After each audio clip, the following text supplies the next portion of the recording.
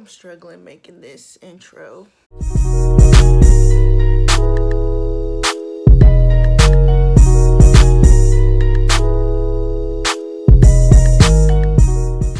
What's up, guys? Welcome back to my channel. So in today's video, we're going to go over this look. This was a requested tutorial on how I do my wash and goes. Listen, my go-to hairstyle when I don't feel like doing anything to my hair is either a bun or wash and go. So I'm going to be going through the process of how I got these curls defined. As you can see, it's going to be an interesting learning experience. You are all going to get something valuable out of it. So stay tuned, keep watching. Let's get to this look. So first, you need a brush, you need a comb, you'll need some oil, water, so some type of moisturizing agent that's water-based. I use the Cantu Shea Butter Detangler. This is a leave-in conditioner. And the Curl Activator Cream by Cantu. This is good. It's not my favorite, but this is what I have right now.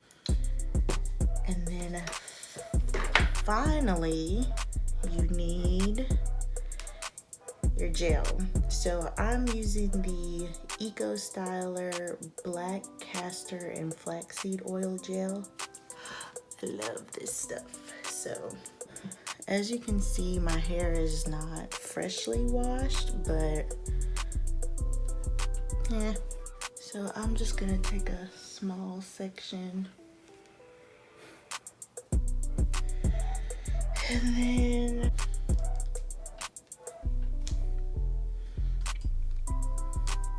so I'm gonna start with spraying this with water, making sure that it's damp enough. The key to a good, the key to a great wash and go is moisture.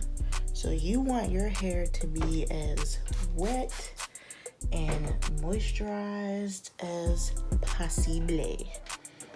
So now that that's wet, and the reason I'm using small sections is because I have like 3 different textures in my hair, but for the looser curl patterns, you can use wider sections. For the tighter curl patterns, you want to use small sections, because the smaller your section, the more the moisture is going to grip to the hair, and you want to make sure that you get as much moisture as possible. So you'll see me fluctuate through my section size, because the tighter curls of my hair are more in the middle and the loosers are more around the edges and the back. So anyway, let me shut up. So I comb that out. Now I'm going to take the leave-in detangler from Cantu and just, you can spray on the hair. Sometimes I like to spray in my hand. And I'll put that on the hair. As you can see, I don't know if you can see what that looks like. So you want to make sure that you get as much as possible on there, and then I'll take my brush and brush through it, because that helps to redistribute the product through all the strands.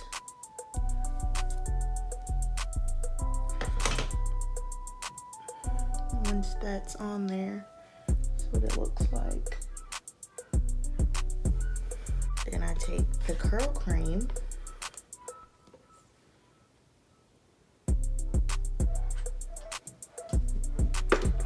take about that much. I'll put that on there. This is what some people call the raking method.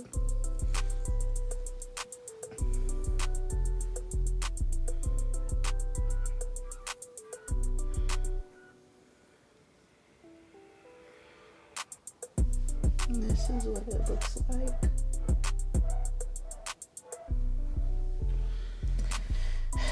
You want to make sure you have a towel too, because this wash and goes can get messy. I'm gonna take my gel, get about this much.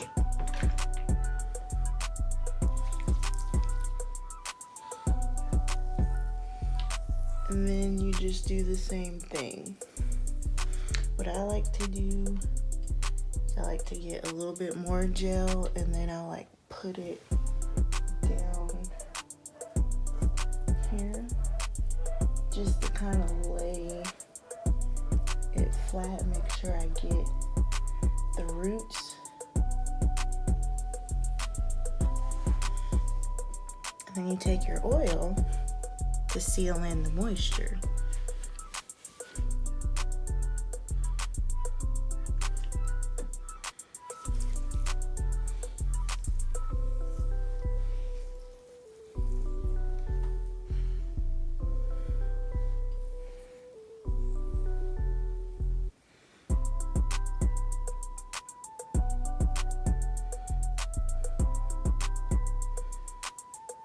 That's what it looks like.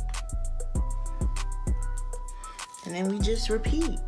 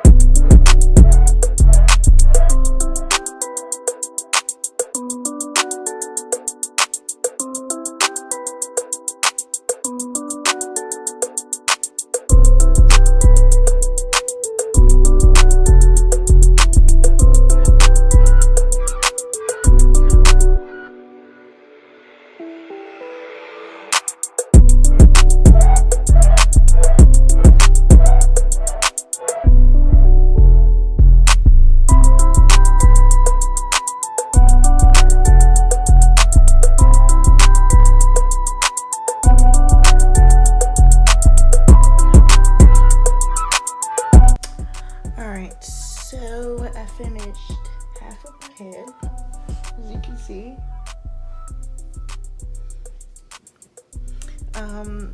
The first time that I did a wash and go, it took me like an hour and a half.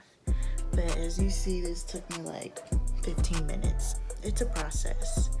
But what I'm going to do, I'm a mess. What I'm going to do is I'm going to finish the other side, and then I'll see you when I get back. And then we'll chat, we'll talk. We will talk about this whole process. It's not gonna dry white, so don't be scared. See you in a second. So you guys just finished seeing how I do my wash and go. My hair is fully dry now. Fully dry. As you can see, there's no white in there. I went out, I did my thing. had some drinks, enjoyed life, because your girl had a long week. As you can see, there's no white anything in this hair. It is fully dry. It moves.